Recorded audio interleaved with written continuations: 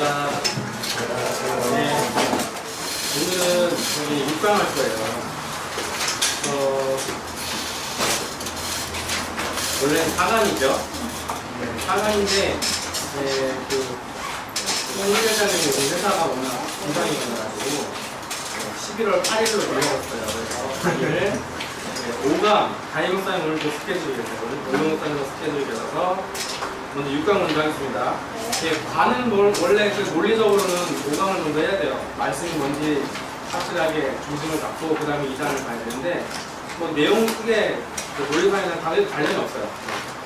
양을 놓치면 상당하죠. 그래서 시간 사용을 잘해야 돼요. 이렇게 잘해야 되는데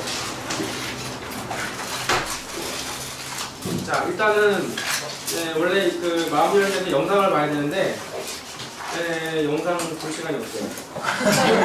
이럴 수가. 여러분 근데 그 신천지나 영상을 인터넷에서 검색을 해보면 절대로 그 신천지의 뭐 폐해를 파헤친다 이런 그 영상 안 나오고 신천지 홍보 영상만 멋있게 떠요. 그 미디어를 신천지가 장악을 했거든요. 몇 년 전까지는 막 신천지 잘못된 거 막 그 몰래 들어가서 찍고 나온 거 그런 게 이제 떴었는데 지금은 전혀 이게 안 막혀 있어서 안 돼요. 그래서 그렇고 일단 우리가 여기서 좀 필요성이나 그 관심을 좀 기울이기 위해서 마무리 하나라도 해야겠죠. 그래서 제일 마지막 거 주위에 이단에 빠진 사람이 있으니까 사람들이 이단에 빠진 이유는 뭐냐면 그 옆에 분과 같이 한번 1분 정도 나눠볼까요? 짝이 없으신 분은 짝을 맞춰서 앉으시고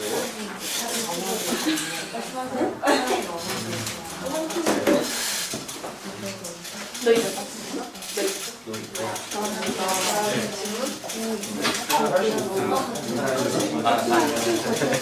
세 명이서 오빠는 공부식 영상을 같이 계속 좀 나야 되는 좀 하고 친구처럼 왜 사실 친구처럼 다른 아파트 어머니랑 운이 좋아 보이시고 그걸 아시니까 친구가 요새 그 친구가 있었던 거야.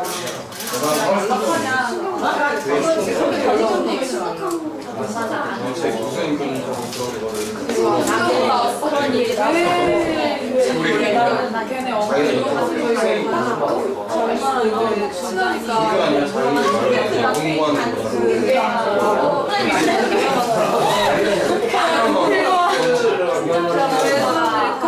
어머니가 도와주셨는데 나중에 아까 세상 사람들이 있으니까 바깥에 되게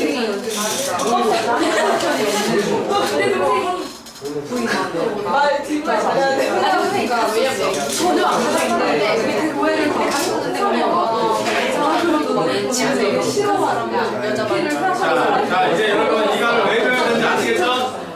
자 이강을 왜 배워야 되는지 아시겠죠 이제? 자 이제 이거 1시간 동안 얘기하시면 될 것 같은데 나중에 카페에서 얘기하시고 자 일단 말씀 보기에 들어가면 86페이지 보시면 이제 2단의 정의가 있습니다. 이거를 함께 읽어보겠습니다. 자 2단의 정의 2단은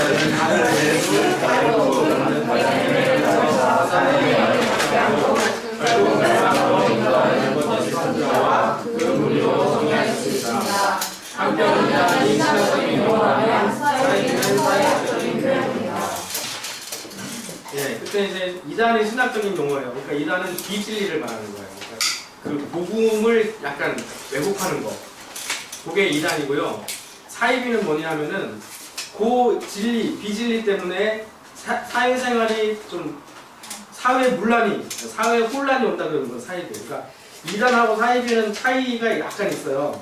그러니까는 이단이라고 무조건 사이비는 아니에요. 만약에 이단, 뭐 종말론이다. 뭐 며칠에 주님께서 재림하신다. 요건 이단이고. 그 다음에 사이비는 뭐냐면 그러므로 재산을 다 팔아서 교주에게 바치라. 이게 사이비예요. 그러니까 그 차이를 아시겠다. 사이비는 사회적인 무리를 일으키는 거예요. 정상적인 생활을 못하게 만드는 거예요. 그래서 거의 이단에는 사이비가 따라와요. 그걸 여러분 보시면 되고 쟤는 이단인가 또 사이비성이 있는가 그걸 잘 판단하셔야 됩니다. 자, 성경이 말씀하는 교회라고 되어 있는데요.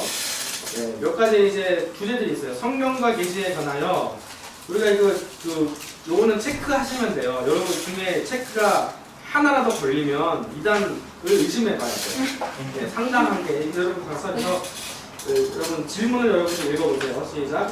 성경 외에 다른 경전에도 성경과 같은 권위를 부여하고 있지 않은가? 네, 못합니다. 성경입니다. 성전이 아니고 성경. 네, 성경만 그 경전이냐? 이거 말고 다른 것도 있다. 몰문경이 있다. 하나님은 이제 성경으로 말씀하지 않고 몰문경으로 말씀하신다. 이건 이단이죠. 네, 성경 외에 뭐 복음과 진리 뭐 이상한 책들을 만들어 놓고 계시를 받았으니까 이제는 이 계시를 받아라 이렇게 말을 하면 그거는 분명한 이단이죠. 성경의 진리성, 무호성을 해치는 겁니다. 두 번째 읽을 시작. 성경에 기록되지 않은 하나님의 특별 계시가 진리로 선택되고 주장하지 않는다. 자, 성경을 읽을 필요 없고 특별 계시를 우리가 받아야 된다. 그러니까 성경은 간접 계시니까 네가 직접 계시를 통해서 하나님께 계시를 받아야 된다. 이렇게 얘기하면 상당히 의심을 해봐야 됩니다.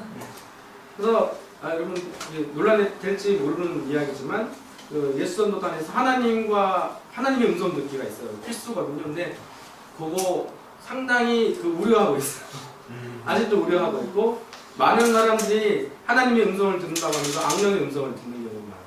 항상 그래서 은사에서 하나님의 음성 듣기 뭐 예언의 은사 같은 것들을 우리가 들을 때에는 항상 그 공동체에서 같이 그거를 성령께서는 한 분이시니까 그 음성이 다 같아야 돼요. 근데 저마다 성경에서 말씀하시는 나에게 말씀하셨다 그러는데 다 달라요. 물론 상황에 따라서 만약에 우리가 셀레브레이트 되기 전에 뭐 나눔식 기도할 때 한 사람 돌아가는 기도가 있죠. 그런 기도는 좀 잘 안 하지만 그러면서 공동체에 필요한 다양한 메시지를 성령께서 주시지만 아예 방향성이 다르다. 우리는 이제 이 모임 깨고 나가야 된다. 누구를 따라가야 된다. 이런 식으로. 네, 그러면은 이거 의심을 해봐야 되고 공동체 안에서 충분히 소화를 시켜야 돼요. 그리고 소화를 못 시키면 만약에 이런 음성을 들은 사람은 실족해 나갈 수도 있어요. 그러니까 나가지 않도록 잘 공동체 안에서 소화를 시켜야 돼요. 그런 부분이 있고 세 번째 같이 읽어요. 시작. 지금까지 아무도 풀지 못한 말씀이라 했으리가 자기들에게만 주어져 있다. 예. 성경을 기존 교회에서 푸는 거는 다 틀렸다. 그러니까 내가 푸는 것만 맞다라고 주장하는 사람들이 있어요. 그래서 뭐 비밀이 풀린다. 무슨 집회에 와라 이러는데 가도 안 풀어서 거기서 나오는 책들 읽어봐도 몰라요. 뭔 내용인지 몰라. 그러니까는 교주들이 갖다 붙이기 나름이에요. 갖다 붙이기 좋게 애매모호하게 써놨어요. 그러니까 그런 거. 그리고 또 특히 신천지가 뭐라고 얘기하냐면 성경은 다 비유로 돼 있대요.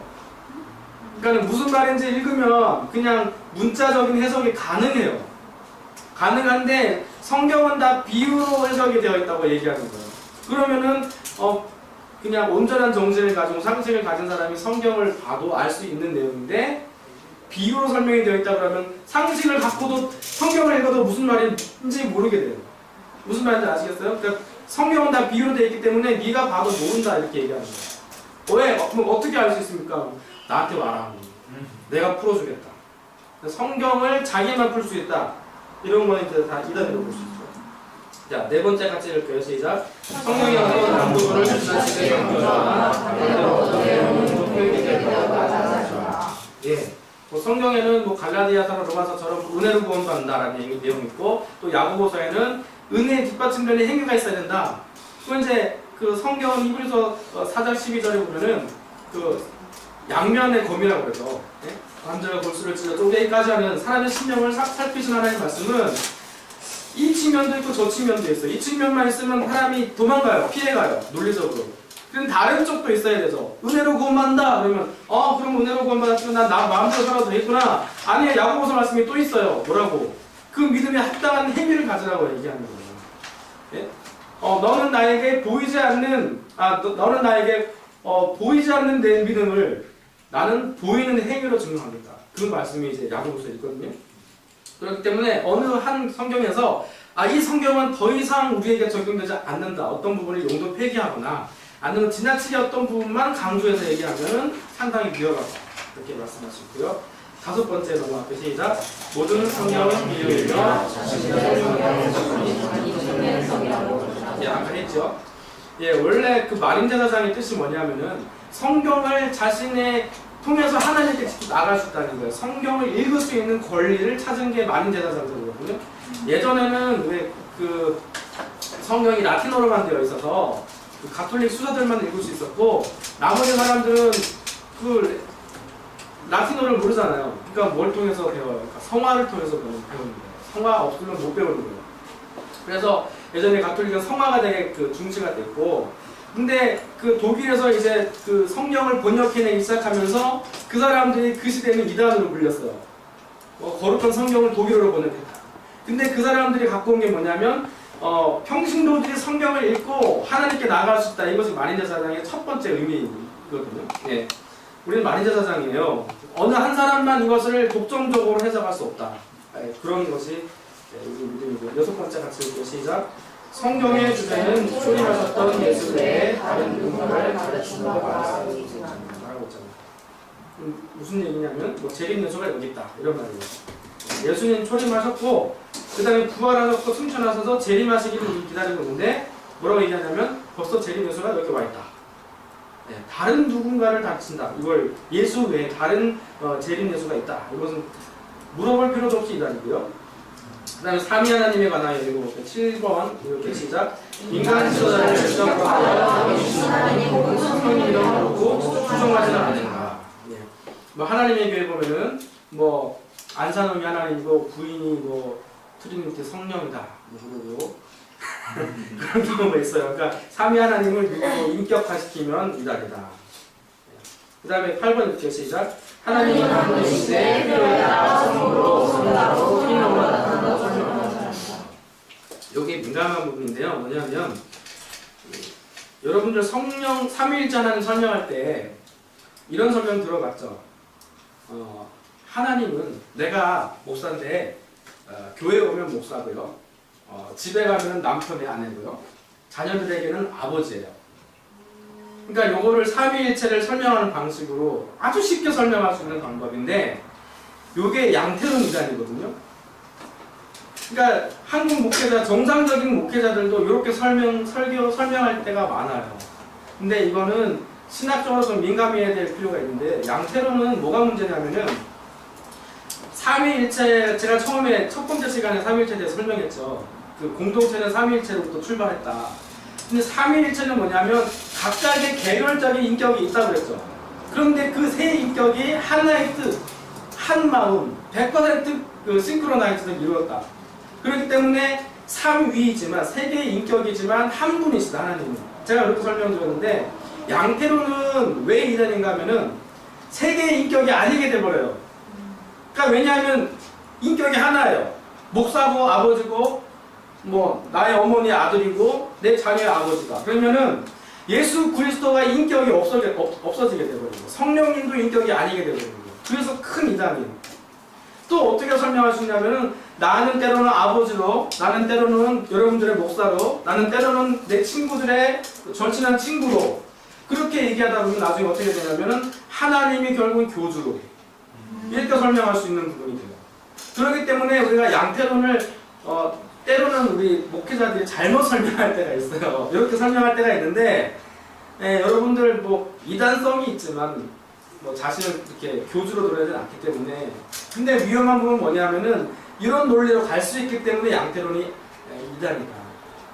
그리고 예수 그리스도의 인격이 부정이 되면 우리 믿음을 부정하는 게 돼요. 왜냐하면 베드로가 예수님께 고백했던 것이 뭐냐면은 여러분 아시죠? 주는 그리스도시요 살아계신 하나님의 아들입니다. 하나님의 아들입니다는 이꼴 하나님이에요. 그러니까 빌립보서도 그는 본체 하나님의 형상이시다라고 분명히 말씀하셨어요. 예수 그리스도도 하나님이세요. 그리고 인격을 가지셨어요. 그러니까 신성과 인성을 그대로 다 가지셨죠. 근데 양태론으로 보면 어떻게 되냐면은 예수님의 신성은 인정이 돼요, 안 돼요? 인정되죠. 하나님이라고 하니까. 근데 인격성은 부인이 되는 거예요. 예수님께서 그래서 나중에 성경에 보면 육체로 예수님께서 육체를 입으심을 부인하는 자마다 적그리스도라고 했어요. 그러니까 예수님은 육체를 입고 이 땅에 오셨어요. 영만 오신 게 아니에요. 예, 복잡한 내용인데 나중에 또 한번 나오면 소개를 할게요. 자, 그 다음에 양태론과 정반대의 이단이 또 있는데 뭐냐면은 정반대 설명이 뭐냐면 삼신론이에요. 삼신론. 삼신론은 뭐냐면은 세 개의 인격을 인정해요. 하나님도 인격이고 예수님도 인격이고 성령님도 인격이다. 근데 뭐가 부인되냐면 하나님이 한 분이시라는 게 부인돼요. 네. 그래서 삼위일체라는 저는 논리적으로 봤을 때는 이거는 사람의 논리로 풀 수 없는 내용이에요. 그러니까 신비에 속한 거예요. 하나님의 존재 방식은 신비예요. 우리가 세 명이면 세 명이지 어떻게 세 명이 한 명이냐. 그것 때문에 그 서양 기독교사에서 2000년 기독교사는 그렇게 이단에 대해서 엄청난 논의가 있었고, 그 다음에 특히 기독론 때문에 사람들이 너무나 많이 죽었어요. 기독론, 예수님이 인성이냐 신성이냐, 인성이 부인되면 죽고 신성이 부인되면 죽고 이런 식으로. 그래서 우리가 우리가 신앙 고백 가운데 사도신경을 외우잖아요. 사도신경을 외울 때 큰 내용이 뭐냐면은 하나님의 성부 하나님, 성자 하나님, 성령 하나님을 고백을 해요. 천지를 창조하신 아버지 하나님 내가 믿습니다. 그 다음에 그 아들, 외아들 쭉 하고는 예수님 인생 쭉 설명하고 부활 승천하심을 믿습니다. 그 다음에 성령을 믿고, 그 다음에 거룩한 공교회를 믿습니다. 교회를 믿고 네 가지를 우리가 고백을 하는데요. 그 중에 제일 긴 게 뭐냐면 성자론, 예수님에 대해서 왜 그렇게 논의가 길었냐면 거기에서 예수님 성자론 때문에 많은 사람들이 죽었어요. 그래서 예수님에 대해서 자세하게 설명해놓고 그거를 거기서 왜 하나라 토시 하나라도 거기서 어긋나면 안 되냐면 그 토시 하나 때문에 진리가 비진리가 되고 그런 일들이 너무나 많았기 때문에. 그래서 우리 나중에 배우겠지만 사도신경을 부인하면 이단성이 있다 생각하는 거예요. 그래서 이 사람이 이단인가 아닌가를 봤을 때 사도신경 중에 어떤 내용을 부인하고 있는지를 보면 이 사람은 믿음의 교제를 해야 될지 말아야 될지 그 판단이 우리가 서게 되죠. 자, 그 다음에 9번 같이 읽을게요. 시작. 성부 하나님만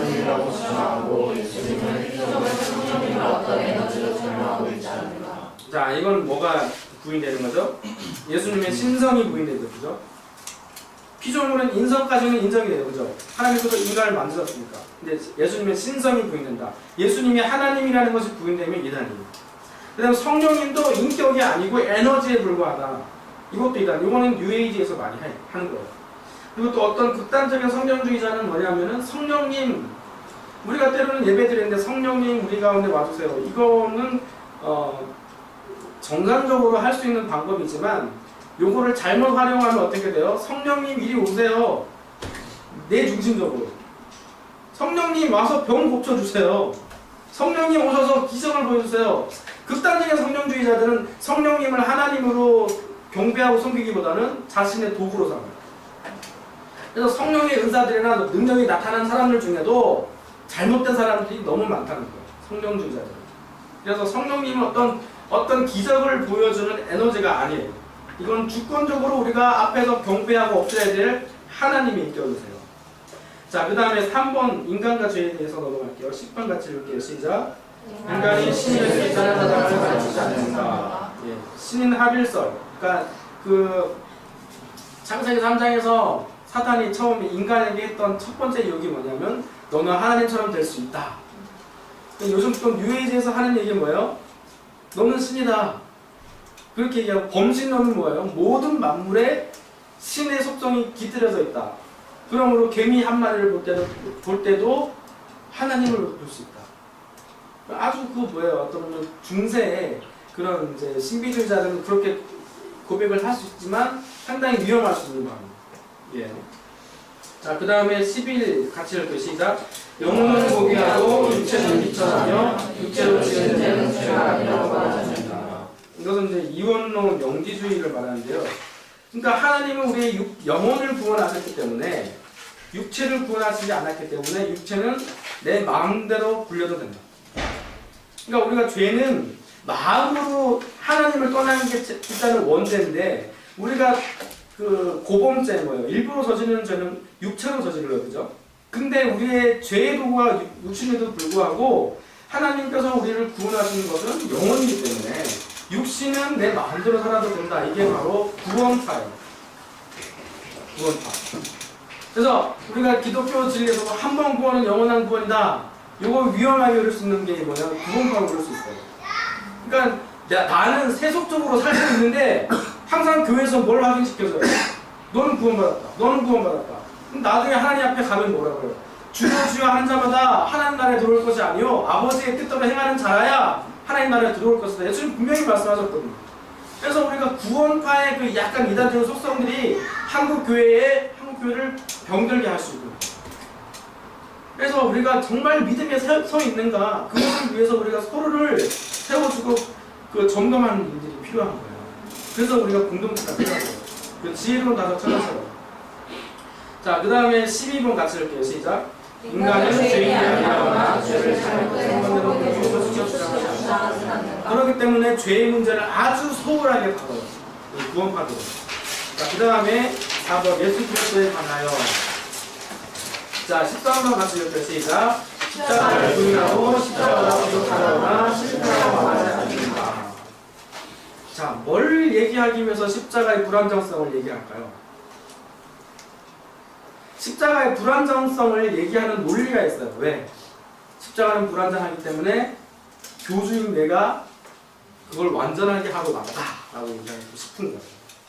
그렇기 때문에 예수님께서 십자가에 돌아가셔서 그 사역은 실패한 사역이고, 그래서 내가 그 사역의 마침표를 찍기 위해 왔다. 교수들이 얘기하기 위해서 십자가 구원의 그 불안정성을 얘기하는 거예요. 근데 예수님께서는 영혼만, 그래서 예수님께서 육체를 입고 오셨다가 육체를 입고 돌아가신 것이 중요한 거예요. 왜냐하면 예수님께서 육체를 입고 돌아가신 것은 영혼의 구원뿐 아니라 육체의 구원 또한 이루시기 위해서 육체를 입고 돌아가신 거예요.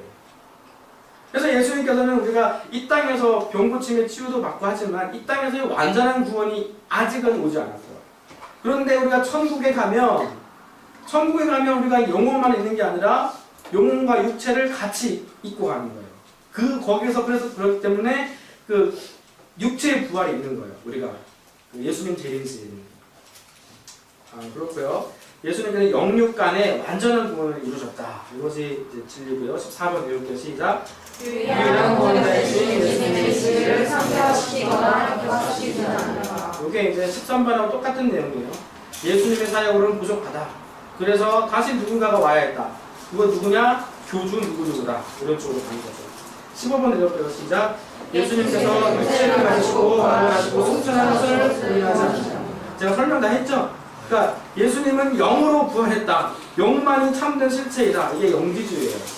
그러니까 영지주의는 그 가연설이라는 주장을 하는데 뭐냐면 어렵죠. 예수님이 육체성을 부인하는 거예요. 뭐냐면 예수님께서 십자가에서 돌아가실 때에도 육체를 빌려서 오신 거지 그 육체는 예수 그리스도가 아니라고 하는 거예요. 그렇기 때문에 육체만 고통을 받고 돌아가셨기 때문에 영혼은 전혀 상관이 없었다. 근데 예수님의 그 고백 가운데 뭐가 있어요? 하나님 나를 왜 버리셨나니까 그렇게 말씀하시죠. 그 영혼도 하나님과의 단절된 그런 고통을 겪으셨다는 것이죠. 자, 그 다음에 16번 이렇게요. 시작. 시대마다 메시아가 이 시대에는 다 똑같은 말입니다. 자, 이제 5번 구원에 관하여 17번 이렇게요. 시작. 은혜와 일반으로 구원을 쏟고 다른 것을 구원하셔야 하고. 계속 뭘 얘기하고 있습니까? 십자가 구원의 불완전성을 계속 얘기하고 있죠. 그렇게 해서 다른 뭔가를 덧붙여야 될 것 같다고 얘기하는 건데 하나님의 교회에서 이런 주장을 많이 해요. 6월절 제사에 대해서 들어보셨습니까? 네? 뭐예요 그게? 당신은 십자가의 구원으로 구원을 받은 것이 아닙니다. 네? 제가 구원받은 게 아니라고요? 우리 교회에 와서 6월절 제사를 드리셔야 합니다. 이런 식으로 이제 데려가는 거예요. 이단은. 그러니까 우리는 구원을 받았는데 그거를 철저하게 의심하게 만들고 불안하게 만들어야 됩니다. 그 다음에 18번 읽을게요. 시작. 구원을 받은 신앙과 자유를 정확하게 알지 못하면 구원받은 것이 아니라고 가르치지 않는다. 이거는 구원받으려 하는 얘기예요. 당신 구원받았습니까? 네, 구원받았습니다. 그러면 몇 월, 며칠, 몇 시, 몇 분에 구원받았습니까? 띵. 그걸 모르면 당신은 구원받은 것이 아닙니다. 그러므로 우리 모임에 당신은 와야 됩니다. 그렇게 얘기하는 거예요. 그러니까 이거 많이 넘어갔어요. 이전에 많이 넘어갔어요. 그러니까 이 주장들이 어디까지 들어있냐면 기성교회까지 들어왔어요. 기성교회까지. 기성교회에서도 이런 질문들을 이제 한때는 많이 돌았어요. 예. 또 청년들 사이에서 예. 그런 질문들이 많이 돌았는데 예. 이단의 이거는 좀 영향을 받은 거죠. 뭐냐면은 이단들은 다 기신자들을 당황하게 하려는 수법들을 갖고 있어요. 너 그거 아니? 몰라. 너 그럼 구원받은 거 아니야? 어? 그러면은 너 구원대에서 확실히 알려줬지? 그럼 우리한테 와. 그렇게 데리고 싹 빼가는 거예요. 그런데 사람이 그 조종당하기 쉽도록 하는 게 뭐냐면은 너는 잘 모른다. 그래서 내 말 들어야 돼. 그런 거예요. 예, 그러니까 우리 이제 남자들은 이제 군대 가면은 이등병을 말 잘 듣게 하는 방법이 있어요. 뭐냐면은 너는 잘 모른다는 것을 계속 인지시켜줘야 돼. 가면 뭐부터 하냐면 우리가 대학 다니다가 1, 2학년 마치고 이제 군대 가면 대학 1, 2학년이 화장실이 없는데 왜 몰라요? 근데 누가 데려가요? 병장이 데려가요. 손잡고. 얘야 화장실 갈 일 있으면 나랑 꼭 가야 돼. 물론 다살금지를 위해서 그렇게 하겠지만 뭐냐면 얘는 화장실도 혼자 갈 줄 모르는 사람으로 만들어버려요. 군대가. 그렇기 때문에 그 사람은 철저하게 윗사람 말을 들을 수밖에 없어요. 그러니까 요거랑 비슷하게 기독교의 진리에 대해서도 이단들이 우리에게 접근하는 방식은 너는 아무것도 모른다고 시작해요. 그러니까 참 진리는 뭐만 알고 있다? 우리만 알고 있다. 그런 식으로 사람을 끌어가는 것이 이단들의 특징입니다. 자, 그 다음에 19번 같이 읽을게요. 시작. 진짜 구원받은 자는 다시 죄를 짓지 회개할 필요가 없다. 구원까지요. 한번 구원받았으면 죄에 대해서는 아주 사소한 걸로 이렇게 취급하고 넘어갑니다. 20번 읽고 시작. 깨달음으로 구원받는다고 주장하며 비밀이나 거짓이 있음을 단정하면서도 정확하게 밝히지 않는 것입니다. 그러니까 깨달음으로 구원을 받는다. 우리가 가진 지식을 알아야지만 구원을 받는다. 그러니까 뭐 비밀이 열린다, 비밀이 풀린다, 우리 집회에 와봐라 이런 게 있고 감추인 지식, 예, 그걸 얘기하고 있으면서 감추인 고와 얘기를 많이 하고 그 다음에서 거기서 나오는 책들을 읽어봐도 하나도 무슨 내용인지 알 수가 없어요. 예, 그렇기 때문에 교주가 그냥 갖다 붙이기 나름이고요. 그다음 21절 21번 같이 읽게요. 시작. 구원받은 자에게 이것도 구원받았다. 구원받았으면 성경에서 말하는 어떤 가르침도 지킬 필요가 없다라고 얘기하는 건데 사실 우리가 신약 성경에서 복음서가 뭐죠? 요한복음, 마태복음, 누가복음, 마가복음이죠. 근데 이걸 캐리그마라고 해요. 이건 복음의 진수라고 얘기하고 그 다음에 서신서들 있잖아요. 고린도전서, 빌립보서, 디모데전서 이런 거는 다 서신서라고 분류하는데 서신서 안에는 보면은 캐리그마가 있어요. 일부 그 전반부에는 캐리그마, 복음에 대해서 설명하고 있고 후반부는 뭘로 설명하냐? 겉면으로 나가고 있어요. 그래서 신약에도 율법과 같은 성격이 있다. 그러니까 우리가 복음을 믿었지, 구원 받았지, 그러면 이렇게 살아가야 돼 라고 분명히 서신서에도 그렇게 되어 있어요. 그래서 구약에도 율법이 있지만 신약에도 우리에게 권면의 말씀들이 있는 거예요. 근데 이단들 특히 구원파는 뭐라고 하냐면 믿고 나서는 뭐에 우리가 얽매일 필요가 없다. 자유하다. 더 이상 성경의 가르침에 우리가 기길 필요가 없다. 뭔가 해야 된다. 이건 다 율법이다. 이런 식으로 얘기하는 거죠. 자, 그 다음에 재림과 종말에 대하여 우리가 같이 볼게요. 22번 같이 이렇게 시작. 종말의 날짜를 안다. 날짜를 계산한다. 이런 사람들은 다 세대주의자라고 얘기해요. 세대주의자. 이것은 근데 예수님께서는 종말의 때를 누구만 안다고 그러셨어요? 아버지만 아신다. 하나님 아버지만 아시고 본인도 모른다 그렇게 말씀하셨어요. 그래서 우리가 그 결혼 비유를 많이 하거든요. 결혼 비유. 예수님께서 결혼 비유를 하세요. 너희를 위해 처소를 마련하러 가겠다. 요한복음 나와 있어요. 그러면서 그 첫 번째 기적이 뭐냐면 사복음서에서 제일 첫 번째 기적이 가나의 혼인잔치 기적이거든요. 거기서 물을 포도주로 바꿔주셨죠. 근데 그 결혼의 제도를 보면은 우리가 그 하나님과 우리의 관계를 알 수가 있어요.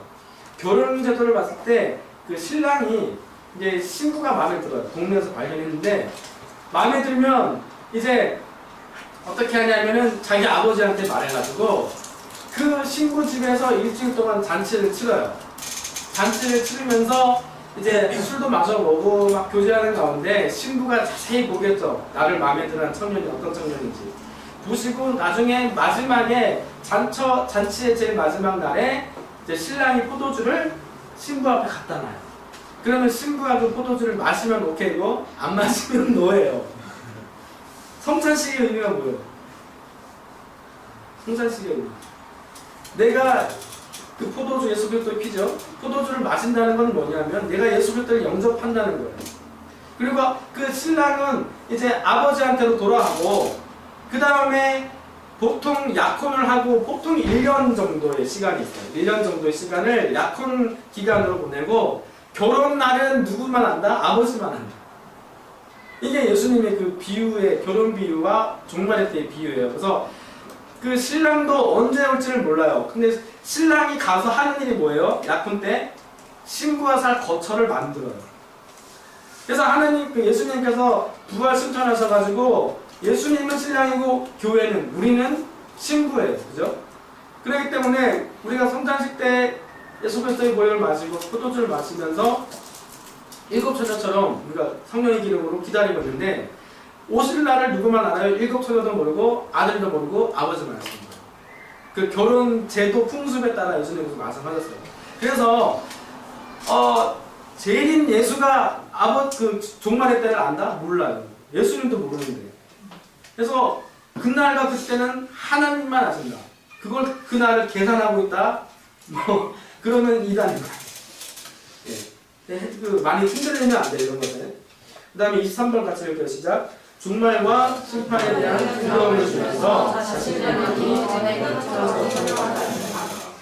자, 사람을 움직이는데 가장 그 쉬운 방법이 있어요. 두려워하게 만드는 데요.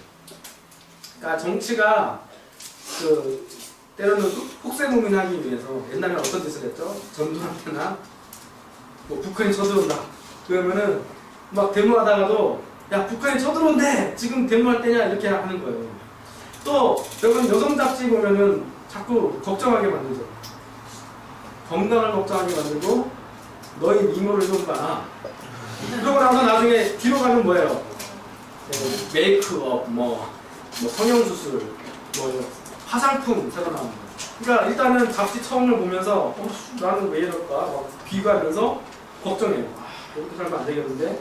나 나중에 넘기면 그래 이 물건을 사야겠어. 이렇게 되는 거예요. 우리 자녀들, 엄마들을 어떻게 만들어요? 학원에서. 네? 더 이상 자녀이고 이런 식으로 시키실 겁니까? 거의 더 대학 가기 힘들어진다는데 네? 자녀 교육 막 이렇게 시키면 안 됩니다. 그러고 나서 어떻게 해요? 그때는 내가 이 학원에 보내야겠어. 사람이 가장 조정당하기 쉬운 그 심리가 두려움이거든요. 그러니까 이단들은 계속 우리를 어떻게 만들려고 하냐면 두렵도록 만들어요. 구원 받았는데 구원 못 받은 것처럼 막 두렵게 만들고 또 그게 있어요. 큰 또 무기가 있는데 두려움과 탐욕이에요. 그러니까 이단들은 우리의 탐욕을 충족시켜 주는 것처럼 얘기를 하고 있어요. 그래서 이단은 도덕적으로 추락하는 경우들이 너무나 많습니다. 나중에 그게 나오고요. 자, 24번에 보시면 같이 이렇게 시작. 계시록에 나오는 14만 4천은 바로 자신이라고 얘기합니다. 나중에 설명이 됩니다. 14만 4천 얘기하면 무조건 이단이에요. 자, 25번 드릴게요. 시작. 그리스도와 재림은 아무도 모르게 이루어진다고 말하나 이미 재림이 이루어졌다고 말하지 않는가. 왜 이런 얘기를 할까요? 재림이 아무도 모르게 일어난대요. 무슨 말을 하고 싶은 걸까요? 이미 재림이 이루어졌다고 얘기하고 싶은 거예요. 그러니까 재림이 일어나면 성경에는 다 안다고 돼 있어요. 모든 사람이 다 안다. 재림은 아무도 모르게 오지 않고 공의의 하나님께서 예수님이 보냈을 때는 모든 사람이 다 알게끔 하도록 오시는데 왜 아무도 모르게 온다고 얘기하고 싶을까요? 교수가 나타났어요. 그 사람이 재림 예수래요. 아무도 몰랐잖아요. 그러니까 그래서 재림은 몰래 하는 거라고 설명하는 거예요. 그런 식으로. 근데 예수님은 절대 그렇게 오지 않는다. 자, 7번 교회와 생활에 관하여 읽겠습니다. 26번 시작. 사도신경에서 말하는 기독교의 가르침을 예, 사도신경 교회하면 무조건 이단입니다. 27번 읽겠습니다. 시작. 기독교인을 대하여 자신들의 신분을 이장하여 보통 뭐라고 자신을 소개하냐면 전도사, 선교사 이렇게 지칭을 해요. 또 요즘 우리 교회 가운데도 이런 케이스가 있어요. 전도를 당해와요. 전도하죠. 그러니까 전도를 하면 당해와요. 전도를. 저 신앙생활 보통 케이스를 말해줄게요. 뭐라고 얘기하냐면 신앙생활을 몇 달 중지하고 있어요. 이렇게 얘기해요. 그러니까 다른 교회 다닌다 그러면 안 오고 이제 안 끌어당기거든요. 근데 뉘앙스를 숨겨요. 신앙생활을 몇 달간 중지하고 있어요. 그럼 나오라고 하죠. 그러면은 약간 애간장을 끓여요. 한 달간 좀 제가 직장에 바빠서 못 나가니까 한두 달 있다 나가겠다 그래요. 그러면 계속 접촉을 하면서 막 이렇게 애간장이 끓잖아요. 그러면 나중에 끌려와 줘요. 일부러. 그러니까 일부러 그물 안에 들어온 거예요. 들어와서 같이 전도를 하게 돼요. 열심을 내가지고 같이 전도를 해서 또 어떻게 해요?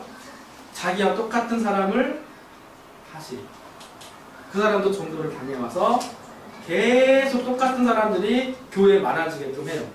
그럼 나중에 교회가 부흥됐다고 생각하는데 나중에 지나고 나면 교육자를 쫓아내고 그 교회를 그 교인이 먹어요.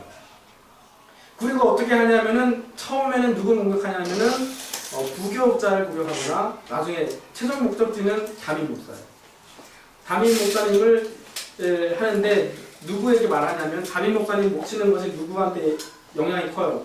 장로들의 힘이 크니까 장로들하고 이렇게 팔을 이루어가지고 나중에 담임 목사를 치게 돼요. 근데 그러고 나서 나중에 어떻게 되냐면은 큰 교회든 작은 교회든 넘어가게 되는 거예요. 그 교회. 추수 여기 신천지의 수법이에요. 그러면서 뭐라고 또 자기를 소개하냐면 보통 양육을 잘 받는 교회가 어디예요? 오늘의 교회거든요. 대형 교회도 뭐 사랑의 교회나 그런 교회 출신이라고 일단 얘기해요. 그러면은 뭐라고 생각할까요? 일꾼이다. 저 사람 우리한테 데려와서 양육 조금만 시키면은 큰 일꾼 되겠구나. 그런데 오늘의 교회 다녔었어요. 그러면 뭐라고 물어봐요? 어떤 훈련 받으셨나요? 물어보세요. 근데 답을 못해요. 그러면 거의 이단이에요. 그리고 또 보통 나중에 내가 왜 신앙생활을 쉬게 되었는지를 얘기를 해줘요. 일부러 물어보지도 않았거든요. 보통 뭐라고 얘기하냐면 목회자의 어떤 그런 실망한 내용들 때문에 내가 교회를 그만뒀다. 그러면서 새로 다니게 된 그 교회에서 목회자에 대한 불신들을 계속 얘기를 해요. 그러고 나서 그 사람이 공정하잖아요. 그럼 어떻게 하냐면 그 사람을 빼요. 어디로 빼냐면은 내가 말씀을 잘 가르치는 전도사님을 알고 있다. 그래서 그 성경 공부로 데리고 가서 철저히 훈련을 시킨 이후에 그와 똑같은 사람들을 많이 심어 놓겠죠. 그래가지고 나중에 교회를 뒤집어요. 신천지의 수법이 참 이제 교묘해졌어요. 그래서 이런 것들을 신분을 위장해서 전도를 해도 전도를 이렇게 전도 당하는 수법들을 여러분 잘 보시고 수상하다 싶으면 두 눈을 뜨고 보셔야 됩니다. 절대 교회 안 나올 것처럼 하지 않고 약간은 다닐 것처럼 하면서 그럽니다. 자, 28번 같이 읽을까요? 시작. 기존 교회를 공격하고 자신들만이 위하고 참된 하나님의 그러니까 거기서 나오라는 거죠. 거기서 나와서 우리에게 들어오라 이런 말이죠. 29번 읽을게요. 시작. 성전 근전으로 들어오라. 자, 이 말이 아까 이단과 사이비 중에 어느 말에 속하는 거죠? 예, 사이비 써있는 거죠. 자, 30번 시작. 지도자에 대한 지나친 냉정을 요구하거나 가족관계에 체제를 수행하다. 이것도 사이비 써있죠? 가족을 깨트려 놓는다. 그럼 이건 사이비죠, 사이비. 자, 2번 이단에서 벗어나지 못하는 이유 보겠습니다. 자, 2단에 할 때는 한번 같이 시작. 2단에게는 흉악한 결과와 사악한 내용이 있어서 한 번 2단에 들어가는 사람은 잘 헤어나지 못하고 나온다 해도 또 다른 2단을 전전하게 됩니다. 자, 2단들에 빠진 사람들은 기존 교회에 적응하기가 너무나 힘들어요.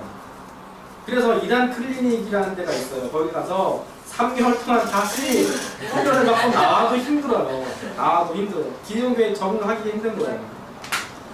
고린도후서 11장 20절을 볼게요. 시작. 누가 너희로 좋은 걸 삼거나 잡아먹거나 사랑하거나 사고하다 하거나 뺨을 칠수라도 너희가 용납하느니라. 그래서 이단을 수용하는 사람들의 심리가 이렇습니다. 자, 사악한 매력은 아래와 같습니다. 첫 번째는 뭐냐? 두려움의 거치. 두려움. 네. 제가 아까 설명한 내용이죠.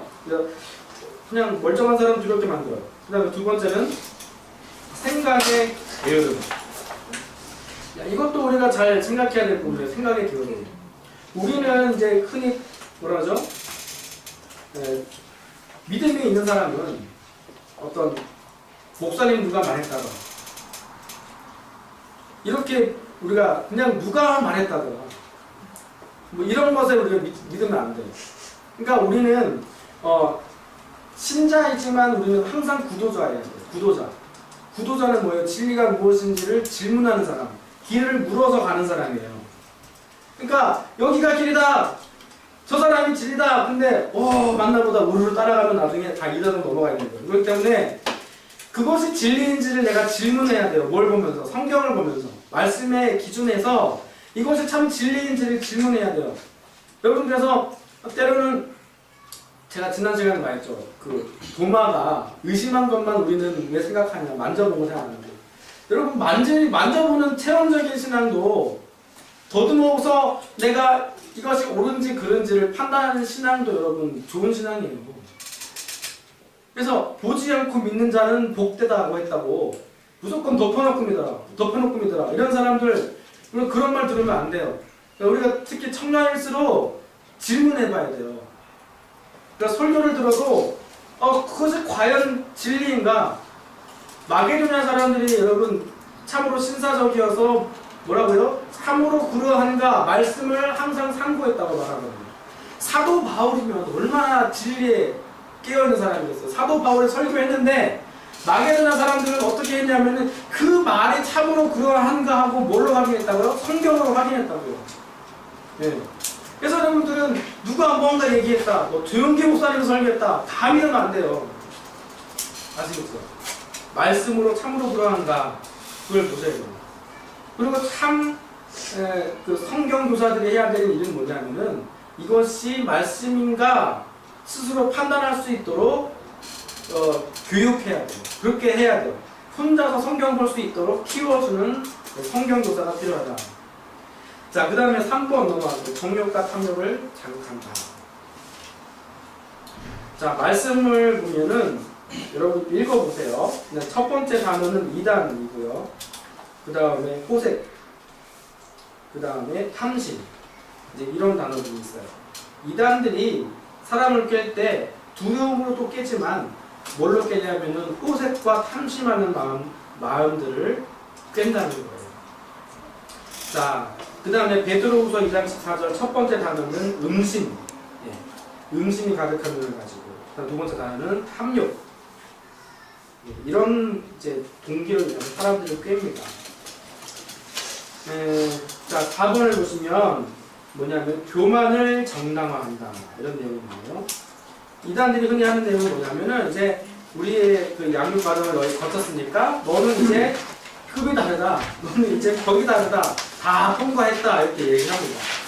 어차피 사단의 전략은 교만이고요. 이사야서 14절 13절 말씀 보면은 첫 번째 단어는 위에, 무별 위에 내 자리를 높이리라. 사단의 교만의 전략이고요. 자, 5번으로 넘어갑니다. 세상 사람을 정당화한다. 예. 지극히 세속적이고 현세적인 사람으로 만들어주는 거예요. 뭐라고 꼬시면서 우리 모임에 오면 당신의 모든 문제가 다 해결된다. 사실 교회에서 이렇게 하고 있던데, 그죠? 이 기독교 진리가 물들면 안 돼요. 믿음을 가지면 만사형통이 될까요? 믿었는데 힘든 사람도 더 많아요. 믿음에 순종하느라고 고통받고 고난받는 사람들이 너무 많아요. 그래서 미국의 신학이 번영신학이거든요. 번영신학이 왜 안 좋냐면은 믿음이 없으면, 아니 그 부자인 사람들은 믿음이 있어서 부자고 부자가 아니고 가난하게 사는 사람들은 믿음이 없다고 생각합니다.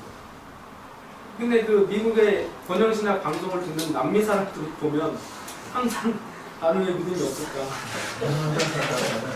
많은 목회자들도 이런 논리에 빠져 있습니다. 구하라, 그리하면 주실 것이요. 잘 쓰는 말이에요. 왜 안 구해? 그래서 구해도 안 주시던데요. 그건 뭐라고 해요? 뭐 믿음이 없어. 믿음으로 구하지 않았지. 그런 거. 사람을 항상 이렇게 볼 수 있어요. 그러니까 이단들에 빠져가지고 있는 사람들이 왜 들어가냐면은 그 1,000,000원을 땅에 묻어라. 근데 묻었어요. 근데 일주일 후에 가봤더니 없어요. 기사님이 갖고 간 거죠. 근데 다시 교주에 찾아와서 교주님, 제가 1,000,000원을 묻었는데 분명히 1억이 될 거라고 말씀하지 않았습니까? 교주가 하는 얘기 뭐예요? 왜 믿지 못하고 파보았느냐. 사람을 꼭 그런 식으로 몰아갈 수 있는 거예요. 그러기 때문에 제가 믿음이 없었어요. 그러면서 다시 아예 사기꾼아 이렇게 안 되는 거예요, 사람이. 그러니까 다시 더 빠져들고 그렇게 되는 거예요. 자, 그 다음에 보시면은 요한일서 2장 15절. 이 세상이나, 그렇죠? 세상에 있는 것들을 사랑하지 말라. 누구든지 세상을 사랑하면 아버지의 사랑은 그 안에 있지 않냐. 되고요. 6번. 죄를 합리화함. 네, 죄에 대해서 아주 사소한 문제로 취급을 합니다. 고린도후서 11장 3절을 보시면 뱀이 그 간계로 하와를 미혹한 것 같이 너희 마음이 그리스도를 향하는 진실함과 깨끗하면서 떠나 부패할까 두려워합니다. 그 다음에 7번 보시면은 신비주의와 이성주의를 만족시킵니다. 사실 신비주의와 이성주의는 양극단이에요. 성경보다 체험을 중시하는 데는 신비주의예요. 그죠? 여러분 병 고친다고 다 성령이 역사한 거 아니에요. 여러분들 이단에도 세가족 경험을 있는 거 아세요? 거기서 악령 경험을 하고 나와요. 병 고치고 뭐 치유받고 나와요. 사람들이 뭐라고 했어요? 너희가 진리라고 더 확실하게 믿죠. 그러니까 예수님께서는 분명히 적그리스도 능력이 있다고 말씀하셨거든요. 요한계시록에서 예수님은 죽었다가 살아나신 이라고 분명히 표현되어 있고 죽었다가 살아나신 이는 예수 그리스도밖에 없고요. 요한계시록에 마치 죽은 것 같으나 살아난 이는 적그리스도. 근데 적그리스도도 죽은 것 같은 기적을 할 수 있는 거예요. 죽음에서 부활하는 기적은 예수님 한 분밖에 못하지만 마치 죽어가는 사람들을 고쳐내는 능력은 이단들에게도 있는 거예요. 그래서 이단들에 가서 성령 체험하고 와가지고 악령 체험하고 와가지고 더 확실하게 믿는 사람들이 그래서 못 빠져나가는 거예요. 그런데 우리가 체험했다고 해서 무조건 그게 실제가 아니라는 거예요. 잘못된 성령 집회에 가면은 정말 이상한 일들 많이 하고 있어요. 근데 그것들을 체험했다고 해서 그게 진리가 아니라는 거예요. 자, 이단을 또 나머지 정반대 방향으로 믿음에는 체험이 전혀 필요 없고 이성만 따르라. 이것도 위험한 거예요. 이성주의도 우리가 조심해야 됩니다. 자, 3번 이단을 방지하는 방법. 자, 우리의 모습을 좀 더 이제 온전하게 만드는 방법들입니다. 첫 번째 뭐냐면 교회의 도덕성을 회복하기. 베드로전서 2장 12절 보시면은 너희 선한 일을 보고 그 불신자들, 교회에서 비방하는 자들이 너의 선한 행실을 보고 돌아올 수 있도록 하라 이 말씀이죠. 그 다음에 2번 영적 지식을 갖추라. 여러분 교회 교육 수준이 너무 낮아요. 한국이. 뭐에 많이 젖어 있냐면은 아까 말했던 것 같이 그 번영신학에 많이 젖어 있어요. 이 땅에서 잘 먹고 성공하고 부자 되고 좋은 학교 가고 뭐 이런 뭐 고지론, 여러분 고지론 아세요? 고지론. 그러니까 옛날에 전투는 6.25 때 전투는 뭐예요? 고지 전투였거든요. 그러니까 고지를 점령하면 더 전진할 수 있고 고지를 점령해야 전세에 유리한 거예요. 그래서 고지론이 뭐냐면 그리스도인들은 고지를 점령해야 됩니다. 그리스도인들은 국무총리 돼야 되고 대통령 돼야 되고 장관 해야 되고 법관 해야 되고 그냥 그 있는 자리에서 소금과 빛의 사명을 감당하기보다는 심지어는 뭐 통반장을 하더라도 거기서 그리스도인의 빛을 하기보다는 뭐 하라는 거예요? 높은 데 올라가라는 거예요. 이게 번영신학이거든요. 이 신학을 주장했던 사람이 그 제이자 목사님. 어디 지금 그 성적인 문제로 지금 쫓겨나서 저기 신촌 근처인가 대학문가 어디서 하고 있어요. 그 목사님, 제이 목사님이 고지론을 주장했어요. 그리스도인들은 공부도 잘해야 돼요. 다 잘해서 사회에서 성공하면 사회가 바뀔까요? 아니요. 국회의원들 중에 그리스도인들이 적어도 반 이상이 됩니다. 근데 이 나라는 썩어져가고 에티오피아의 그 기독교 기독교 신자들이 90% 넘는데 거기서 가장 그 비리가 심해요. 그 믿는다고 해서 사람들이 높은 곳을 차지하고 영향력을 미친다고 해서 그 자리에서 영향력을 미치는 게 아니고 우리가 있는 그 자리에서 우리의 믿음을 지키는 것이 제일 중요하다. 네. 뭐 하자고 그래요? 이걸 하자고 했죠? 그러니까 교회 수준이 너무 낮아요. 그래서 이달에서 생전 배워보지도 않은 것들을 가르쳐 주니까 넘어가는 거예요. 네. 우리가 구원의 확신에 대해서 정말 정직하게 가르치지 않아요. 근데 그래서 세속에 빠져있는 사람들이 와서 그래 나 구원받았어 이러고 돌아가는데 그런 사람들이 구원파에 붙잡혀가요. 당신 구원받았습니까? 네 받았죠. 이번 주에도 가니까 구원받았다고 하던데요. 그거 거짓말입니다. 하면서 조목조목 따져 들어가면은 그 사람이 이단에 넘어간다고요. 자, 그래서 그 위험한 사람들이 있어요. 위험한 부류가 뭐냐면은 교회에 들어왔는데 열정이 있어요. 뭔가를 배우고 싶어 해요. 근데 배울 게 없어요. 그럼 다른 데 눈을 돌리죠? 그러면은 이단이 끌어가기 딱 좋은 형편이에요. 그러니까 열정이 있는 교인들이 있으면 그에 합당하게 또 교육이나 어떤 배움의 기회들이 더 열려 있어야 돼요. 차라리 열심히 없으면 괜찮아요. 열심히 없으면 그냥 아까 교회 다니는데 이 사람들이 끌어가려고 해요. 뭐 그것도 뭐 그냥 교회 다녀봤는데 별거 없더라고. 뭘 거기에 내가 또 가겠냐 그러는데 열정 있는 사람은 어떻게 해요? 뭐라도 하려고 해요. 뭐라도 하려고 하는데 교회에서 뭐 맡겨주는 것도 없고 열심히 하려고 하는데 뭐 가르쳐주지도 않고 그러니까 다른 데서 이거 배워볼래? 그러면 이거 바로 내가 썼던 거야. 예? 그러면 안 됩니다. 자, 한번 불필요한 관심을 없애요. 네, 저희 요즘 많이 인터넷에서 돌고 있는 내용이 뭐 옛날에는 666, 예, 그죠? 요즘 베리칩 들어갔어요? 예, 뭐 육체 몸에다가 뭘 심으면 이걸로 이제 결제하고 뭐 지하철 같은 거 타고 또 사람이 뭐 횡단보도 걸을 때도 이 사람이 법을 지켰는지 안 지켰는지 집에서 다 신호가 나오기 때문에 사람을 통제하려는 뭐 그런 이제 음모가 있다. 이것이 세계적인 정부의 음모다. 이렇게 설명하고 또 그 세계적인 정부 지도자는 적그리스도다. 그리고 뭐 종말과 나팔 소리 그러면서 종말일 때 나팔 소리를 들어보았는가.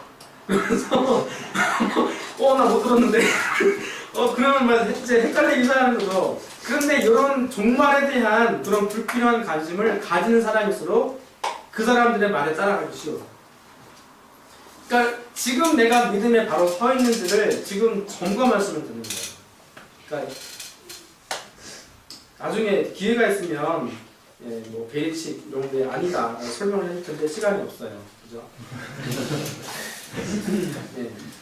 하여간 자 넘어갑니다. 마태복음 24장 23절 예, 그리스도가 여기 있다 혹은 저기 있다 하여도 뭐래요? 믿지 말라. 교주가 여기 있다 저기 있다 믿지 말라. 마태복음 24장 26절에 보면은 같이 읽을게요. 시작. 그러면 사람들이 너희에게 말하되 보라 그리스도가 광야에 있다 하여도 나가지 말고 보라 골방에 있다 하여도 믿지 말라. 그 다음에 4번 이단에 속한 자를 어떻게 하라고요? 멀리하라.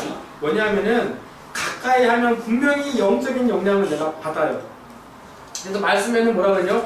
디도서 3장 10절에 보면 이단에 속한 사람을 한두 번 훈계한 후에 뭐라고요? 멀리하라. 요한이서 1장 말씀 볼게요. 같이 읽고 시작. 누구든지 이 교훈을 가지지 않고 너희에게 나아가거든 그를 집에 들이지도 말고 인사도 하지 말라. 그에게 인사하는 자는 그 악한 일에 참여하는 자이니 이단을 집에 들이지 말라.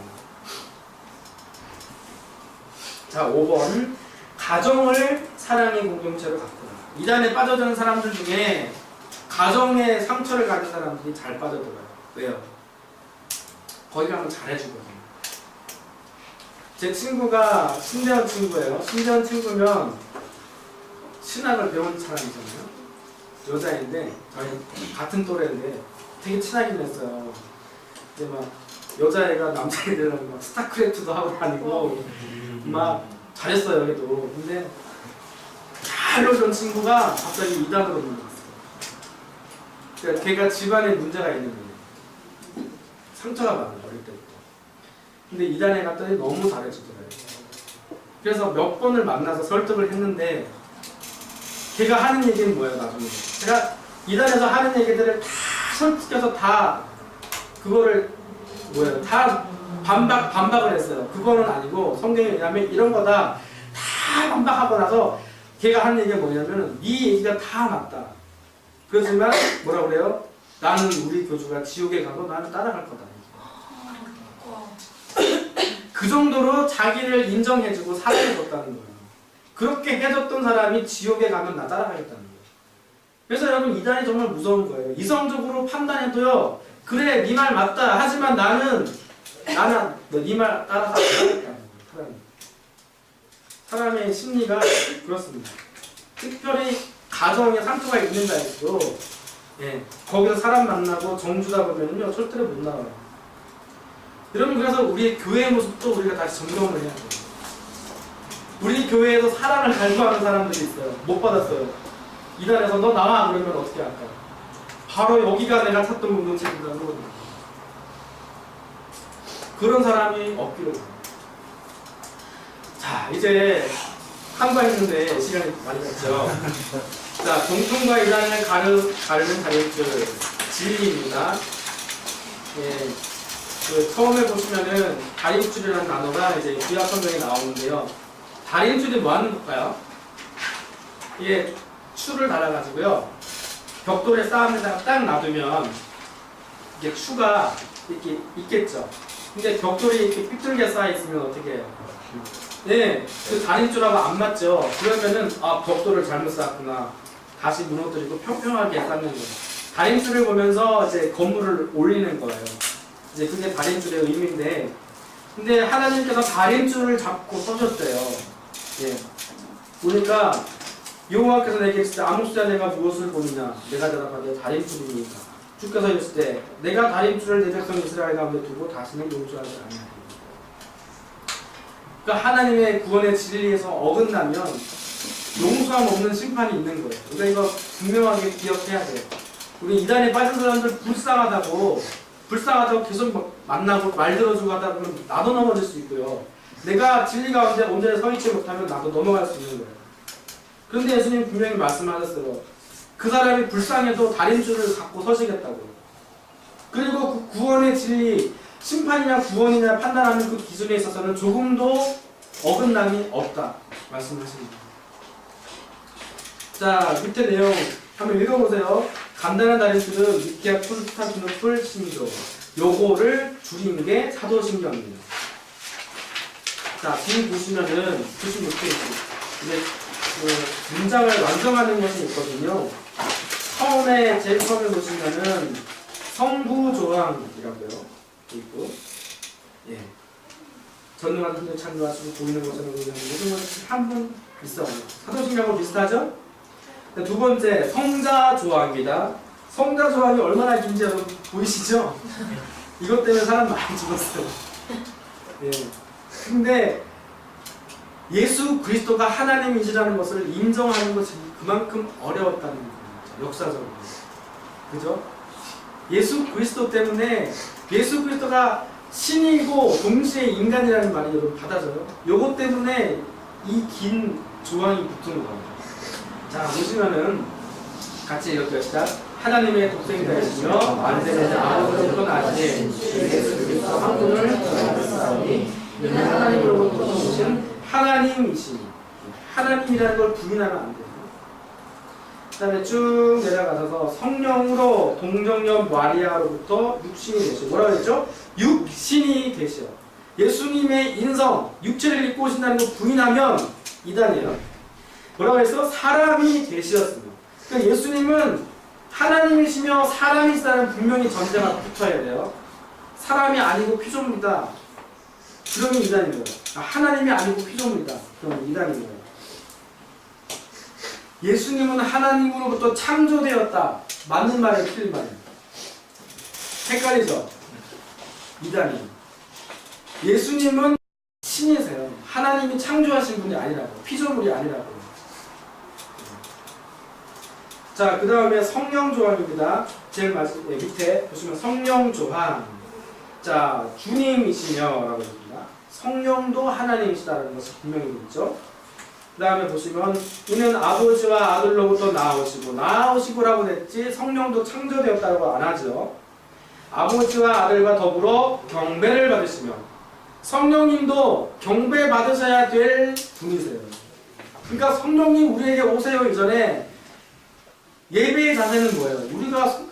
우리가 나아가 경배하는 거예요. 경배는 뭐예요? 와, 오세요. 제가 경배할게요. 이게 경배 아니면 제가 나아가 꿇어 엎드리겠습니다가 경배예요. 그러니까 여러분 예배할 때도 성령님 인지해 주세요. 괜찮아요. 성령님 와주세요. 괜찮은데 이 고백이 좀 더 나아가면 안 돼요. 나는 자유해 이러면서 우리한 뭐 그러면서 성령님 와서 고쳐주세요. 이런 소리 안 돼요. 내가 가서 경배해야 돼요. 성령님께. 너무 자유하시면 안 되고 다 되는 것처럼. 자, 교회 조항. 나머지는 교회 조항입니다. 네, 교회 조항. 보편적이며 사도적인. 그 다음에 하나의 거룩한 교회를 저희가 믿사옵니다. 하나의 교회. 하나의 교회는 나중에 칼과에서 다시 나올 거예요. 네. 언급하고요. 자, 두 번째 정교한 다림줄. 간단한 다림줄은 사도신경으로 맞죠? 그 다음에 정교한 다림줄은 조직신학이에요. 이건 좀 어려운 내용일 수도 있는데요. 네. 얼마나 남았나? 어려워요. 좀 어려운 내용인데 내용이 많죠. 그러면 일단은 가는 데까지 알겠습니다. 성경과 계시에 관하여 봤을 때 정성은 뭐예요? 말씀은 더하거나 뺄 수 없는 완성된 계시입니다. 이 말이 왜 중요하냐면 말씀에 뭘 더할 수 없어요. 이 말씀 외에 다른 어떤 걸 좋아하는 사람이 이단이에요. 또 뭐예요? 뺄 수 없어요. 이 말씀에서 이건 지킬 필요가 없어 빼는 사람이 이단이에요. 그러니까 요거에 더할 말씀 외에 직접 계시를 더 받아야 된다. 이단이 아니에요. 이단이에요. 말씀 안에 다 있어요. 내가 환상을 보는 은사가 없어요. 뭐라 그랬죠? 요한계시록 보면 요한계시록. 그 다음에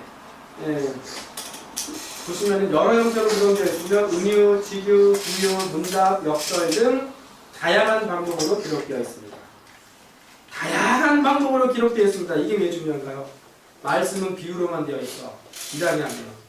이단이야. 비유로만 되어 있기 때문에 너는 읽어도 몰라. 왜? 내가 해석해줘야 돼. 이단입니다. 이단. 다양한 방법으로 돼 있어. 비유도 그 일부분이지만 다 비유되어 있는 게 아니에요. 또 모든 성경의 주제는 초림하셨고 그 모습 그대로 진행하실 예수 그리스도로 통일되고 있습니다. 주제는 예수 그리스도. 자, 성경의 어떤 내용은 용도 폐기되었다? 아니다. 요한계시록 22장 내용 보면은 뭐라고요? 만일 누구든지 이 두루마리의 예언이 말씀에서 제하여 버리면 어떻게 하겠다고요? 예? 생명책에서 그 이름을 제하여 버리시리라. 이렇게 합니다. 제하여 두 번입니다. 예. 말씀에서 하나라도 제하여 버린 그 사람은 그 사람의 구원도 하나님이 제하여 버리시겠다. 아주 중요한 말씀입니다. 자, 그 다음에 성령은 지금도 추가되고 있다? 아니에요. 요한계시록 22장 18절 말씀에는 끝부분 뭐예요? 만일 누구든지 이것들 외에 더하면 하나님이 이 두루마리에 기록된 저주들을 그에게 더하실 거죠. 더하는 사람에게도 저주가 임합니다. 자, 성경의 주제는 이단교주를 가리키기 위함이다? 아니다. 말씀 보고 확인하시면 되고, 그 다음에 두 번째 삼위일체 하나님에 대하여 읽어보세요. 자, 예수님은 뛰어난 피조물에 지나지 않는다? 아니다. 히브리서 1장 8절에는 아들에 관하여는 하나님이여 라고 되어 있고요. 하나님은 세 분이 있다? 이건 삼신론이에요. 삼신론. 하나님은 세 인격 한 분이세요. 자, 에베소서 4장 6절에는 하나님도 뭐라고요? 한 분이시니. 자, 성령님은 어떤 영향력이지 하나님이 아니다?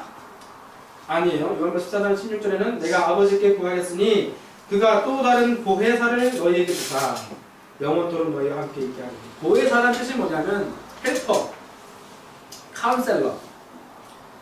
이건 인격이 있어야 돼요, 없어야 돼요? 성령님은 에너지가 아니고 어떤 영향력이 아니고 인격을 가지신 하나님이세요. 그 다음에 성부와 성자와 성령은 이름만 다르지 실상은 똑같다? 이게 양태론이에요. 그죠? 창세기 1장 16절 보시면은 하나님이 일때 우리의 형상을 따라 우리의 모양대로 우리가 사람을 만들고, 하나님께서 한 분이 아니세요. 세 분이서 천지창조를 하셨어요. 자, 그 다음에 3번 인간과 죄에 대하여서 보시면은 단어는 반명하게 할게요. 첫 번째 육체, 두 번째 죄인, 그 다음에 모든, 그 다음에 증상, 마지막에는 회개. 끊임없는 회개가 있어야 됩니다. 죄에 대해서 우리는 가볍게 여기면 안 된다. 이런 내용이에요.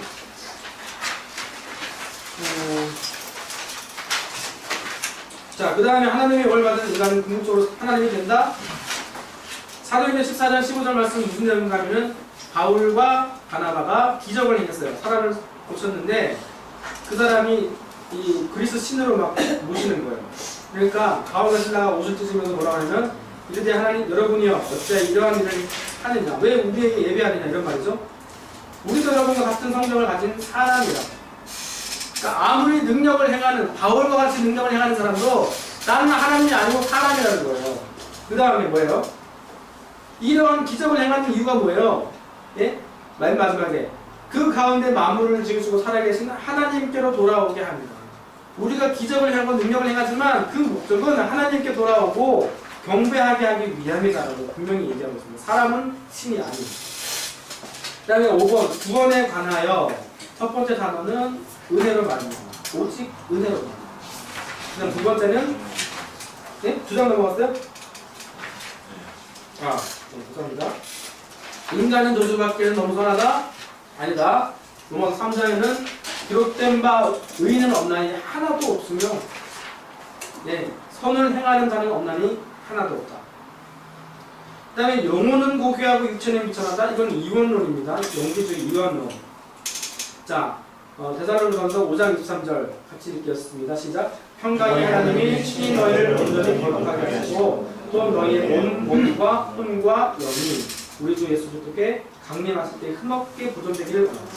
구원의 3차원이에요. 이게 보면은 몸과 영혼만 구원받는 게 아니고 몸과 혼도 구원받는 거예요. 완전한 구원을 얘기하신 거예요. 그렇기 때문에 나의 몸도 구원받을 거기 때문에 내 몸도 거룩한 신부와 같이 거룩하게 보존이 되어야 됩니다. 이단들의 말처럼 영혼만 거룩하게 보존되면 안 돼요. 우리의 삶으로 드러나야 돼요. 그것이. 그 다음에 선악과는 잘못된 성관계를 의미하고 오직 참 멸치와의 성관계를 통해서 해결할 수 있다. 요게 JMS죠. JMS. JMS는 뭐라고 하냐면은 자기랑 성관계를 맺어야 죄사함이 있다. 근데 많은 사람들이 넘어갔어요. 그러니까 JMS 정명석 주변에는 항상 미모의 여대생들이 있었어요. 그거는 이단에다가 사입이죠, 사입. 지금 미국에 도망가 있어요. 안 잡히고 있어요. 잡혔나? 네, 하여튼 그렇습니다. 네. 그러니까 이걸 어떻게 설명하냐면은 처음에 선악과를 뭐라고 설명한 거예요? 아담과 하와를 창조하셨는데 선악과를 따먹은 게 아담과 하와가 성관계를 맺은 걸로 설명해요. 그렇기 때문에 그 잘못된 성관계를 바로잡기 위해서는 참 메시아인 교주와 성관계를 맺어야 돼요. 근데요, 똑똑한 사람들도 많이 넘어가요. 그래서 무서운 게 이단입니다. 자, 4번 예수 그리스도에 관하여 보시면은 예수님은 신성에 있어서 하나님과 동등한 하나님이십니다. 그리고 동시에 인성에 있어서 육신을 입고 오신 참사람입니다. 그 다음에 부활하시고 사단을 깨뜨리사 구원을 완성하셨습니다. 예수님의 구원에는 완료되어 있어요. 완벽한 구원이세요. 이것 이외에 뭔가를 더할 수 없어요. 예수님은 영으로 오셨다? 아니다. 요한일서 4장 2절에 보시면 뭐라고 되어 있죠? 이로써 너희가 하나님의 영을 알지니 예수 그리스도께서 육체로 오신 것을 신하는 영마다 하나님께 속한 것이에요. 예수 그리스도께서 육신을 입고 오셨다는 거예요. 부인하면 이단입니다. 그 다음에 예수님의 메시아 사역은 부족하거나 실패였다? 아니다. 히브리서 9장 26절은 뭐예요? 그리하면 그것의 세상을 창조한 때로부터 자주 고난을 받았어야 할 것이로되 이제 자기를 단번에 제물로 드려 죄를 없이 하시려고 수단 끝에 나타나셨습니다. 또 다른 제사가 필요 있어요? 없어요? 없어요. 예수 그리스도 자신의 몸을 드린 화목제물 한 번 드린 걸로 단번에 끝내셨다는 거예요. 부족한 사역이 아니라는 거예요. 자, 예수님은 영으로 부활하셨다? 아니다. 요한복음 20장에는 도마에게 허리를 만져보라. 삼자골 만져보라. 육신으로 부활하셨어요, 예수님이. 그러므로 우리도 영만 부활한다? 아니면 육신과 함께 부활한다? 예, 육신과 함께 부활한다. 천국에는 그래서 그 사계절 열리는 12가지나무가 있어요. 그 열매를 따먹을 수 있어요, 없어요? 예, 귀신이 어떻게 그걸 따먹어요? 육체를 입은 사람이 그걸 따먹죠. 예, 그죠? 자, 구원을 완성하기 위해서 또 다른 예수가 필요하다? 아니다. 사도행전 4장 12절에는 천하 사람 중에 구원을 받을 만한 다른 이름을 우리에게 주신 일이 없다. 예수 그리스도 외에 구원받는 이름이 없다. 네. 구원에 관하여 하나만 말씀드릴게요. 첫 번째는 은혜, 두 번째 율법, 세 번째는 열매를 통해서 점검할 수 있다. 자, 구원은 뭐라고요? 열매를 통해서 점검할 수 있다. 열매가 없다. 그럼 이제 구원을 점검을 해봐야 돼요. 자, 구원을 받기 위해서는 은혜 외에 다른 것이 필요하다. 구원이라는 게 어떤 말이죠, 이게? 예수님의 십자가 구원이 부족하다? 아니다. 완벽한 구원이다. 다른 것이 필요 없다. 그죠? 갈라디아서 2장 20절에 만일 의롭게 되는 것이 율법으로 말미암았으면 그리스도께서 헛되이 죽으셨느냐. 예수 그리스도께서 죽었는데 율법이 더 필요하다. 구원받기 위해서? 그러면 예수님께 돌아가신 것이 의미가 없다는 거예요. 헛되이 돌아가셨다는 거예요. 자, 특정한 날이나 절기를 지켜야 구원에 이를 수 있다. 여호와의 유월절을 지켜야 할까요? 구원받기 위해서? 아니에요. 골로새 2장에는 마시는 것과 절기나 초하루나, 초하루는 월삭이죠, 월삭. 우리 월삭하고 있죠? 월삭 안 나온다고 구원 못 받은 말이죠. 네. 안식일을 이유로 비판하지 못하리라. 그것은 장래일의 그림자이다. 장래일의 그림자. 천국에서의 생활의 그림자에 불과하다. 예. 흔적이라는 거죠. 흔적. 자, 진짜 구원을 받은 사람은 아직 죄를 짓지 않는다? 아니다. 요한일서 1장 10절에 같이 읽겠습니다. 시작. 만일 우리가 범죄하지 아니하였다 하면 하나님을 거짓말하는 이로 만드는 것이니 또한 그의 말씀이 우리 속에 있지 아니하리라. 예. 자, 진짜 구원을 받은 사람은 구원받은 날짜와 시간을 정확하게 알 수 있다? 구원파의 주장이죠? 아니다. 예. 성령으로 난 사람도 불안이다. 어디서 와서 어디 가는지 모르는. 자, 제림과 종말대야 6번이죠. 처음에는 요거 같이 읽어야 됩니다. 같이 이렇게 정통으로 이렇게 육신을 입고 부활하시고 육신을 입고 승천하신 예수님은 바로 그 육신을 입고 영광군에 재림하실 것입니다. 예수님의 재림은 초인과 같이 달리 모든 사람들이 볼 수 있게 오실 것이며 몰래 오신 게 아니죠? 그죠? 재림의 날은 올바로 영원한 구원과 영원한 심판의 순간이 될 것입니다. 하지만 재림의 날과 때는 아무도 알 수 없습니다. 자, 한편 구원받은 14만 4천. 14만 4천은 지금 그 신천지의 주장입니다. 지금 10만 명 정도 됐대요. 14만 4천이 되면 이제 종말이 올 거래요. 14만 4천은 뭘 말하냐면은 구약에 12지파가 있죠. 12 곱하기 신약에는 12제자가 있죠. 12. 그 다음에 천은 많은 수예요. 이게 뭘 상징하냐면은 구약에서 이스라엘 백성 중에 구원이 있을까요? 없을까요? 예수님 안 믿었는데? 아니요, 하나님의 계획 가운데는 뭘 말하냐면은 구약 시대 때에도 구원이 있어요. 신약 시대 때에 그 구원을 확실하게 예수 그리스도를 통해서 모든 민족에게, 원래 구원의 그 언약을 맺은 백성은 이스라엘밖에 없어요. 구원 받은 민족은 이스라엘밖에 없는데, 요 구원이 아브라함에게 받은 복이 열방에게 전파되기 위하여 예수 그리스도께서 그 구원을 완성하신 거예요. 그래서 신약 시대의 모든 이방인들, 구약 시대에 믿은 모든 그 언약의 백성들, 하나도 남김없이 하나님께서 완벽하게 구원을 이루셨다는 표현이 12 곱하기 10이에요. 12지파 안에 속한 사람들 중에 하나님 계획 안에 있었던 모든 사람들 중에 구원 못 받은 사람이 없다. 신약에서 예수 그리스도를 믿은 사람 중에 한 사람도 구원을 받지 못한 사람이 없다. 그 수가 나중에 어떻게 된다? 14만 4천이 그 무수한 허다한 수. 요한계시록에 보면 흰 옷을 입은 허다한 백성들이 각종 방언을 말하면서 구원하심이 보좌에 앉으신 그 내용이 요한계시록에 나오는 내용이에요. 7장에. 그러니까 그 숫자가 그 노래, 천국의 천상에서의 예배를 참여할 수 있는 자, 그 노래를 배울 자의 수가 14만 4천이다.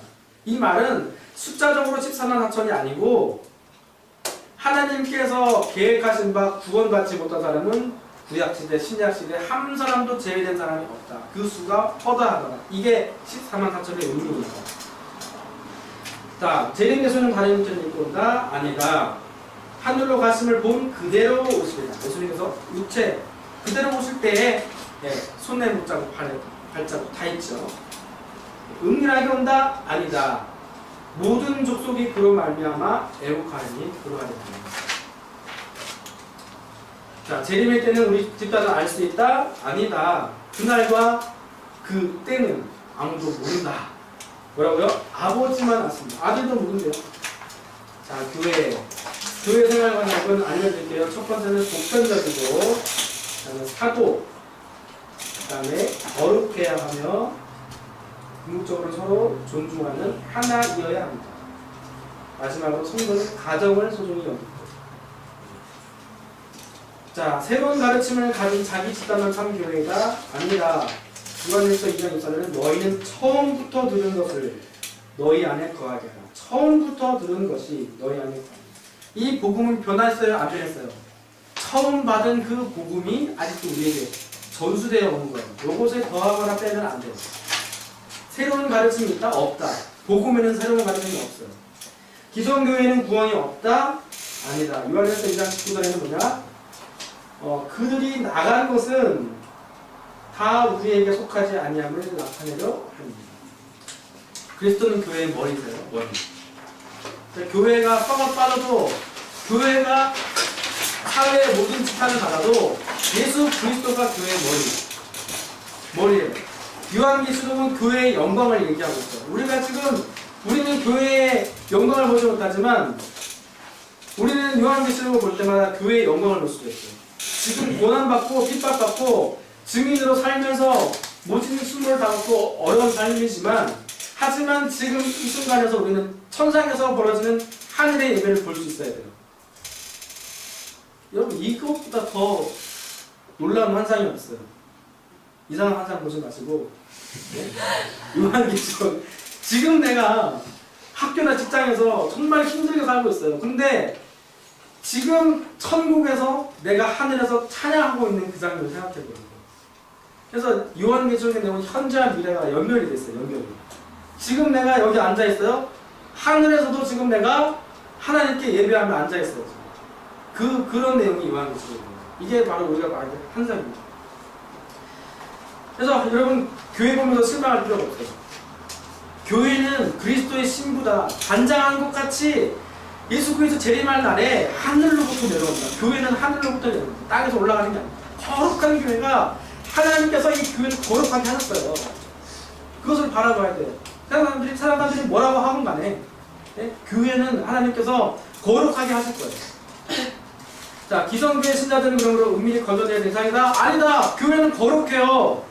예? 이단에서 교회가 더럽고 추하고 너희 그 무리에서 집단에서 나오라고 얘기하지만 우리는 아니에요. 이건 예수 그리스도가 머리시고 예수 그리스도께서 거룩하게 하신 교회인 거예요.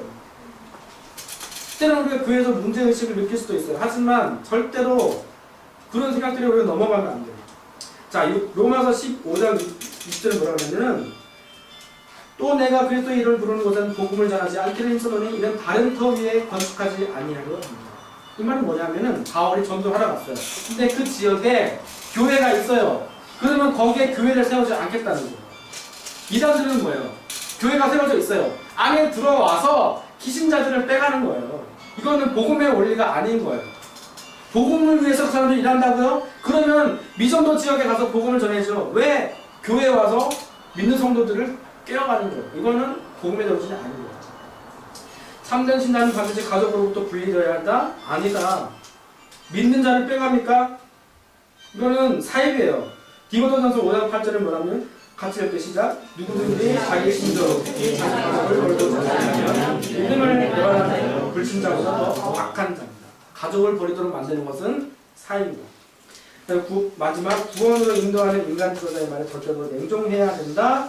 아니다. 고린도후서 11장 24절에는 우리가 너희 믿음을 주관하려는 것이 아닙니까? 사도들이죠. 목회자가 그러니까 당신들의 믿음을 주관하고 좌지우지하고 하는 사람들이 아니고 뭐라고요? 오직 너희 믿음을 돕는 자다. 목회자는 돕는 자다. 그래서 어떤 교회 주보를 보면은 셀교회 주보를 보면은 사역자는 모든 성도, 돕는 이들은 담임 목사들이 있어요. 모든 사람들이 사역자다. 모든 사람들이 그 사역을 돕기 위해서 목회자가 있는 것이지 교주처럼 군림하거나 좌지우지하거나 나 말고 다른 사람이 가서 영향을 받으면 안 된다 그렇게 하는 건 아니에요. 예수님 우리를 자유하게 하겠습니다. 자, 그 다음에 시간이 없으니까 이게 원래 여러분 이게 4과짜리예요. 4과짜리 한과에 나 있습니다. 이게 원래 그 2단 세미나 4주 분량이거든요. 근데 나머지 2주 분량은 뒤에다가 부록으로 놨어요. 이거는 굳이 수업 시간에 안 해도 돼요. 왜냐하면 그냥 읽어보면 되거든요. 그러니까 이제 우리가 오늘 배운 거는 신천지가 어떻고 하나님의 교회가 어떻고 구원파가 어떻고 이런 내용 구체적인 내용을 안 배웠잖아요. 그러니까 이거 부록을 보시면 신천지가 뭐라고 하는지 내용이 나와 있어요. 얼마나 터무니없고 웃긴 내용인지 여러분들이 확인을 해보시고 그 이단들이 어떤 말로 접근하는지는 우리가 오늘 안 배웠어요, 그죠? 근데 어떤 말로 접근하며 꿰어가는지 구체적인 사례들이 부록에 있습니다. 그래서 그 부록 2개를 여러분들 조별로 보시고 아니면 그냥 혼자 읽어도 됩니다. 재밌어요. 얼마나 헛소리들이 많을지 처음 보면 실수를 반지 못하는데 여러분들 한번 그걸 읽어보시고 정리해주시고 또 주변에 넘어가는 사람들 있으면 권면해주시고 셀 안에서 일단 이단에 대해서 철저하게 우리가 그 셀장이 되면 그것에 대해서 안테나가 서 있어야 됩니다. 아시겠죠? 자, 기도하고 마치겠습니다. 진리에 선명하신 성령이신 성령 하나님, 이 시간 우리에게 진리에 눈이 뜨이게 하여 주시고 우리가 진리 이외에 어떤 다른 것에 관심을 가지거나 두려움에 현혹되지 않도록 인도하여 주옵소서. 아버지, 진리의 영이신 성령 하나님께서 오직 말씀을 통해서 역사하신 줄 믿습니다. 주님, 말씀이 진리이심을 증명하시고 또한 이 말씀이 하나님의 완벽한 계시이고 이것 외에 더하는 자는 저주가 있다고 말씀하셨는데 우리가 이 말씀 밖으로 벗어나지 않도록 인도하여 주시고 우리 공동체 안에서 정말 이단에게 끌려가기 쉬운 연약한 사람들이 있습니다.